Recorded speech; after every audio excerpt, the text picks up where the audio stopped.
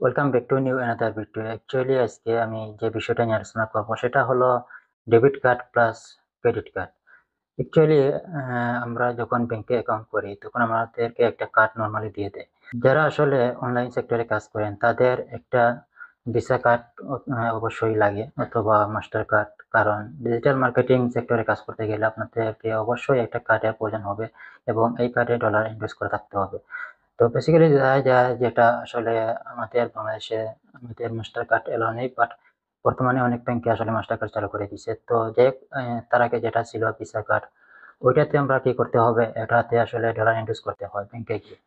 তো dollar invest করতে গেলে আমাদের অবশ্যই পাসপোর্ট থাকতে হবে। পাসপোর্টের মাধ্যমে ডলার ইনভেস্ট করে নিয়ে আসতে পারি। তারপরে আমরা এই কার্ডটা অ্যাক্টিভ করে আসলে ওইটা দিয়ে আমরা ডিজিটাল মার্কেটিং, গুগল অ্যাড অথবা ফেসবুক ক্যাম্পেইন বা যে কোনো ডোমেন হোস্টিং এর ক্ষেত্রে, যে কোনো পেমেন্ট মেথডের ক্ষেত্রে ওইটা দিয়ে আমরা কাজ চালিয়ে যাই।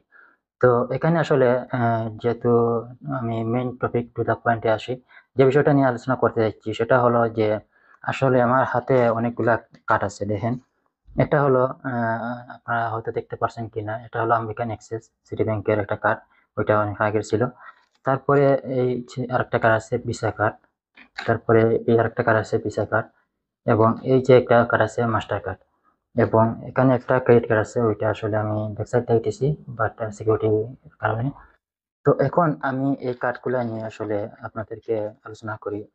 তো কার্ড আসলে ভিসা কার্ড এবং ভিসা কার্ডের মধ্যে এখানে আমি আপনাদেরকে যেটা আসলে বলতে চাইছি, যেমন এই যে একটা কার্ড ভিসা কার্ড।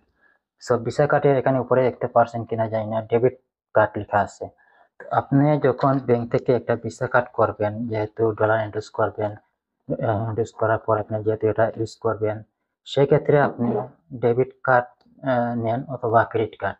তো সবাই আসলে ডেবিট কার্ড নেয়, কারণ ডেবিট কার্ডের সুবিধা কি আর ক্রেডিট কার্ডের সুবিধা কি, এটাই নিয়ে আমি আজকে আলোচনা করব। সো ডেবিট কার্ড হলো আপনি যখন ডলার ইনভেস্ট করলেন, এখন আপনি ডলার ইনভেস্ট করতে আপনি করলেন $4,000 বা $5,000 অথবা $10,000 আপনি ইনভেস্ট করে নিয়ে আসলেন। ওইটা আপনি ব্যবহার করতে পারবেন যতক্ষণ আপনার ওই ডলার কার্ডে ইনভেস্ট করা থাকবে। এই পরিমাণ ডলার আপনি ইউজ করতে পারবেন। যখন আপনার ওই ডলারটা শেষ হয়ে যাবে তখন কিন্তু আর ডলার ইউজ করতে পারবেন না। তখন আপনাকে ব্যাংকে আবার গিয়ে নতুন করে ইনভেস্ট করে আপনি ডলার এড করে নিয়ে আসতে হবে। এটা ছিল ডেবিট কার্ড, ভিসা ডেবিট কার্ডের সিস্টেম। আর ক্রেডিট কার্ড যেটা, ওইটা আপনি যদি এন্ডোর্স করে জাস্ট নিয়ে আসেন, আর কিছু করা লাগবে না।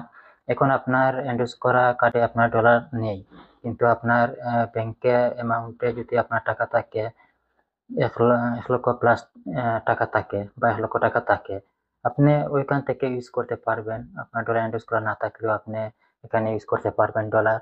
এখন আপনি এটা হলো, আপনি মনে করেন ওই যে বাকি যেরকম যে বাকিতে আপনি ইউজ করলেন নাকি অগ্রিম ইউজ করে নিতে পারবেন। ক্রেডিট কার্ডের সুবিধা হলো এটা যে আপনি এখন আপনার কার্ডে ডলার নেই, কিন্তু আপনি ইউজ করতে পারবেন ডলার। $100 ইউজ করে নিলেন, $200 ইউজ করে নিলেন, ওইটা আপনার ব্যাংকে তারা কিন্তু তাদের আপনাকে অটোমেটিক দিয়ে দিবে।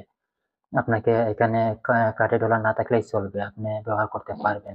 তারপরে যখন আপনার ব্যালেন্সে টাকাটা কম থাকবে তখন আপনাকে হয়তো ব্যাংকে গিয়ে আবার অ্যাকাউন্টে টাকাটা জমা করতে হবে।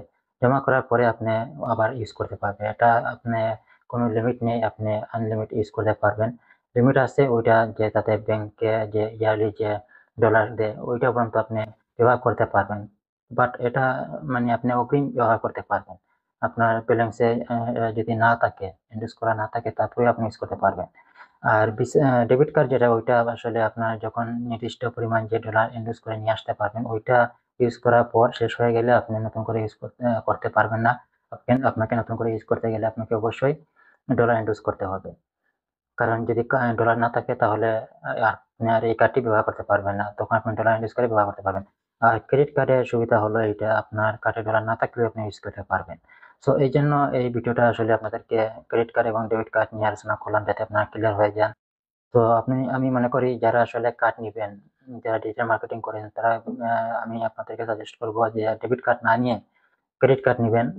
এবং ক্রেডিট ভিসা কার্ড নিলে আপনি ওই সুবিধা পাবেন, বা এখন যেহেতু মাস্টার কার্ড ইউজ অনেক ব্যাংকে দিচ্ছে, মাস্টার কার্ড নিলে আপনি ইন্টারন্যাশনাল বিভিন্ন যে অনেক সাইট আছে ওইগুলাতে আপনি ইউজ করতে পারবেন। কারণ অনেক সাইটে দেখবেন আপনি ভিসা কার্ড সাপোর্ট দিচ্ছে না, ওইখানে মাস্টার কার্ড ছাড়া আসলে কাজ করে দিচ্ছে না। তো যেহেতু আপনি মাস্টার কার্ড এখন অনেক ব্যাংকে দিচ্ছে, সেক্ষেত্রে আপনি মাস্টার কার্ড নিয়ে আসতে পারেন। মাস্টার কার্ড নিলে সবচেয়ে সুবিধা হয়।